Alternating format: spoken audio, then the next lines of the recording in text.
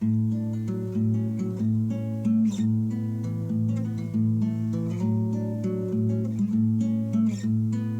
everybody, welcome back to Conscientious Omnivore. My name is Pal. Out here in the garden today with the family, doing a little bit of work. You can see the raspberries are continuing to grow nicely. This one here is looking great that I mulched up. You can see some beautiful wild strawberry flowers coming in over there. There's a bunch here near my feet as well.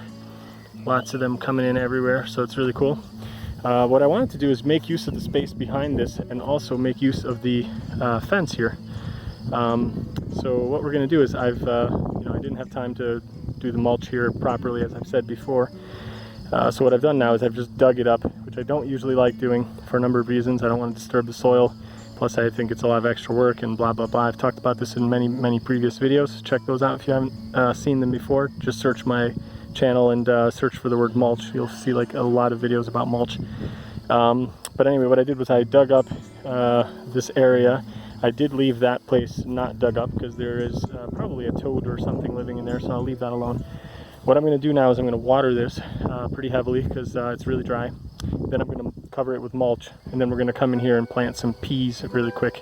Sorry for the wind. I'll try and record the next section when it's not blowing.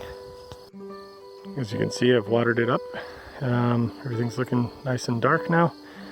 The soil here is very sandy, so it wouldn't stay that way for long.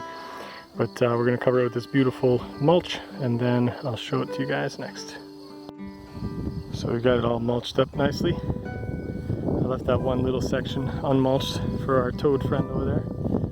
But everything's looking good. We're going to come back and plant some peas, and then that'll probably be it for today, just because we got out here kind of late. The kids are getting kind of grumpy.